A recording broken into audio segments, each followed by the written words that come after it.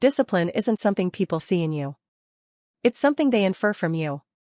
And there is a very specific difference between those two things. Something people see requires a performance, effort, visible struggle, a story about how hard you're working. Something people infer requires almost nothing at all, a handful of small, consistent signals that quietly do the convincing without you ever having to explain yourself. 6 habits. None of them require willpower in the way you'd expect. None of them involve telling anyone how disciplined you are.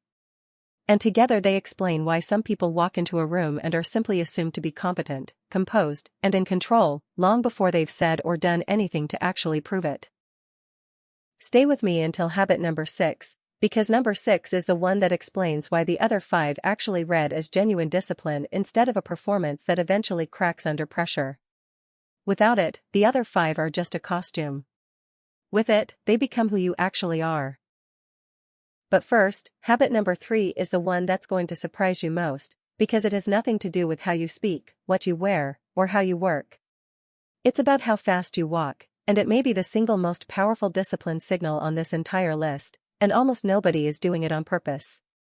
Let's begin. Most of us think about discipline the wrong way. We treat it as something you demonstrate, working visibly hard, talking about your routine, letting people see the effort so they'll draw the right conclusion about your character. The problem is that visible effort reads as exactly that, effort, which is one interpretation away from reading as struggle, or worse, as trying too hard. Japan approaches this from a completely different angle. In Japanese culture, discipline is communicated primarily through kata, form, the idea that a correct, consistent, repeated external form is itself evidence of an internal state, without a single word needing to be said about it. A martial artist's kata isn't a performance of effort. It's proof of thousands of hours of practice, visible in how effortless it looks. There is a broader concept behind this too, shokunin, the craftsman's ethic, where mastery is expressed through quiet, consistent precision rather than announcement or display. 6 habits. Each one small enough to feel almost incidental. Each one the difference between discipline that has to be explained and discipline that's simply, silently obvious. Let's go through every single one. You've probably noticed that certain highly disciplined people seem to wear a version of the same outfit almost every day, and assume that's either a personal quirk or something only billionaires can afford to do. Stay with me, because the actual mechanism at play here has nothing to do with money and everything to do with what consistency signals to the people around you. Here's what's happening perceptually. Human beings use pattern recognition to judge reliability, often without realizing they're doing it. A person whose appearance varies wildly day to day gives the observer no stable pattern to anchor to. Each interaction starts from scratch. A person who presents a consistent, deliberate visual signature, day after day, is registering, below conscious awareness, as someone operating from a fixed internal standard rather than reacting to mood, weather, or whim. This is closely related to kata. The visible form doesn't have to be explained, because its consistency alone is doing the communicating. There's a second, more practical mechanism underneath this. A limited wardrobe, chosen once and worn repeatedly, removes a small daily decision that, repeated every morning for years, quietly drains a measurable amount of decision-making capacity, the same decision fatigue that affects far bigger choices later in the day. Reducing this one decision to 0 frees up exactly the kind of mental bandwidth that shows up, downstream, as calmer, more considered decisions in front of other people. The shift, the same person, dressed with total daily consistency instead of daily variation, reads as fundamentally more disciplined to everyone around them, not because of what the clothes look like, but because consistency itself is the signal, and it costs nothing extra to maintain once it's set. That is habit number 1. Now, habit number 2 is where this gets interesting, because it's a habit almost everyone claims to value and almost nobody actually structures their life around. Most people treat punctuality as not being late, arriving right at the appointed time, sometimes a minute or two after, and considering that acceptable. This is a completely different standard than arriving consistently early, and the gap between the two reads very differently to everyone else in the room. Here's the mechanism. Arriving right at the start time or slightly after puts you in a reactive posture from the first moment of any interaction, adjusting, catching up, settling in while everyone else has already started. Arriving 10 minutes early, as an unwavering default rather than something you do when you can, puts you in the room first, observing, composed, already settled by the time anyone else arrives. Research on first impressions and status perception has found that people who appear calm and unhurried upon a person's arrival are consistently rated as more competent and more in control than people who appear even slightly rushed or reactive, an effect that happens within the first several seconds, well before any actual competence has been demonstrated. In Japan, arriving early is treated less as a courtesy and more as a structural default across nearly every context: trains, meetings, appointments, reinforced by a broader cultural value placed on the deliberate use of space and time, including the buffer of time before something begins. The shift, the same meeting, walked into 10 minutes early and composed instead of a minute late and adjusting, produces a completely different read on your discipline, not because of anything you say once you're there, but because of the state everyone else witnessed you already being in before you said a word. That is habit number 2. Now, habit number 3, the one I mentioned at the very beginning. Stay right here, because this is the habit almost nobody does on purpose, and it may be the most powerful one on this entire list. Slow down here, because I know what you're thinking, that walking pace is such a minor, unconscious thing that it couldn't possibly be a meaningful discipline signal. Here's what it's actually communicating: every single time you move through a room, a hallway, or a parking lot, whether you're aware of it or not. Here's the mechanism. A rushed, visibly hurried walking pace signals, to anyone observing, that the person is behind, reactive, or not fully in control of their own schedule, regardless of whether that's actually true. A steady, unhurried, consistent pace, even when you are in fact running slightly behind internally, signals composure and control, because the observer has no access to your internal state, only to what your body language communicates externally.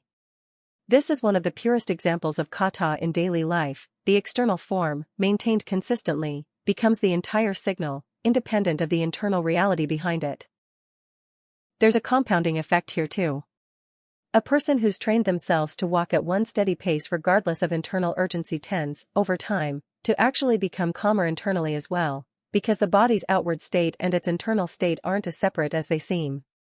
Deliberately maintaining a calm external form, even when you don't feel calm, has a documented feedback effect on the internal state itself, a mechanism sometimes described as embodied cognition. How you hold and move your body actively shapes how you feel, not just the reverse.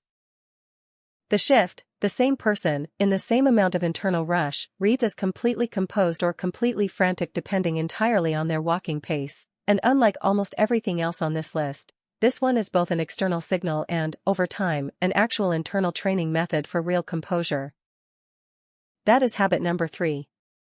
Now, habit number 4, and this one is about something almost everyone does wrong in ordinary conversation.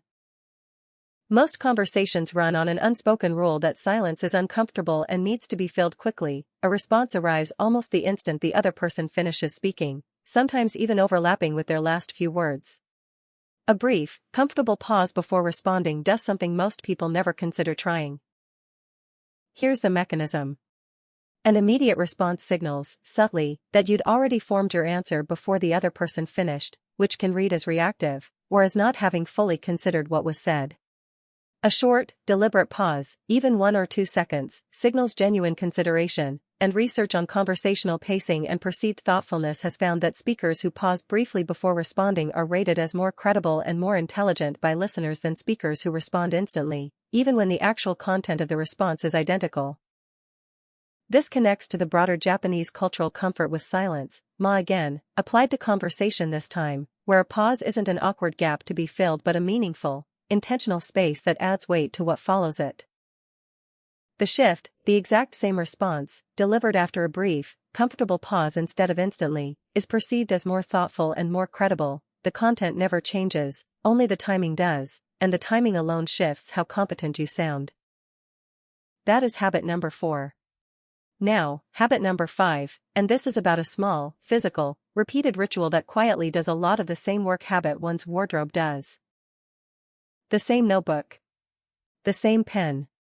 The same brief habit of jotting a note at the start of a meeting, done the same way, every single time, regardless of the setting. This is a small detail, and it's doing more work than its size suggests. Here's the mechanism. A consistent, repeated small ritual, visible to others, functions the same way a uniform does. it's a piece of kata, a visible form repeated so reliably that it starts to read as evidence of an underlying process, even if the observer never actually sees what's written in the notebook or why the ritual matters to you personally. Consistency itself is what's being read, not the specific content of the ritual. A person who does the same small thing the same way every time is registering, to everyone watching, as someone operating from a fixed internal system, and a fixed internal system is one of the core markers people unconsciously associate with discipline. The shift, the same small ritual, repeated identically across every context instead of varying by mood or setting, quietly builds a reputation for consistency that would otherwise take years of explicit demonstration to establish, and it does so passively, without you ever needing to explain what the ritual actually is or why you do it. That is habit number 5. Now, habit number 6, the one I told you at the very start, explains why the other 5 actually read as real. Stay here, because this is the most important thing in this entire video. This last one isn't a separate habit at all. It's the condition that determines whether the other 5 are genuine discipline or a performance that will eventually crack. Here's what I mean. It's entirely possible to fake habits 1 through 5 for an audience, dress consistently for the meetings that matter, arrive early only when someone important will notice, walk calmly only in view of people you want to impress, pause thoughtfully only in conversations that count. Done this way, all 5 habits become a performance, and performances have a specific, well-documented failure mode. They require you to remember who's watching, and the moment that tracking slips, a private moment, an unimportant meeting, a conversation with someone you've decided doesn't matter, the whole facade is visibly inconsistent, and inconsistency is the single fastest way to undo every bit of credibility the other 5 habits built. This is the actual heart of shokunin. The craftsman's ethic isn't about impressing an audience at all. A shokunin maintains the same standard of precision whether the work is being observed by a master or performed completely alone, because the standard was never actually about the audience. It was about the work itself, and the person's own relationship to doing it correctly, every time, regardless of whether anyone would ever know. The shift: you don't need 5 habits performed convincingly for the people who matter. You need 5 habits maintained identically for the people who'll never find out, because that's the version that never has a seam, never has an inconsistency to be caught in, and reads, correctly, as genuine rather than rehearsed. That is habit number 6. Here is everything in one breath. Wear a small, consistent wardrobe instead of a daily varying one. Arrive 10 minutes early, as a fixed default, not an occasional effort. Walk at one steady, deliberate pace, regardless of your actual internal urgency. Pause briefly before responding, instead of filling silence instantly. Keep one small, consistent ritual, done the same way in every setting. And maintain all 5 identically whether anyone is watching or not. 6 habits. None of them require visible effort. None of them require telling a single person how disciplined you are. Every single one begins the next time you walk into a room, the next time someone finishes a sentence and waits for your response. You don't need to work harder to be seen as disciplined. You need 6 small, consistent signals nobody ever explained to you, signals that were quietly doing the work the whole time, for anyone who'd learned to send them. Now you have them. So here's what I want from you before you close this video. Right now, tell me in the comments which one of these 6 you're most guilty of skipping. Is it number 2, do you consider right on time good enough, instead of building in the 10 minutes early as a fixed habit? Is it number 3, do you rush visibly through hallways and parking lots, even when you're not actually that far behind? Is it number 6, do you maintain a polished version of yourself only when it counts, and let it slip the moment nobody important is around? Tell me the number, 1 through 6, in the comments right now, because naming it is the first step, and someone reading your comment might recognize their own habits in it and finally decide to change one, starting with their very next room. If this changed how you think about discipline, send it to the one person you know who works incredibly hard but never quite gets read that way by other people. They're 6 small, quiet signals away from finally being seen the way they actually deserve to be. I'll see you in the next one.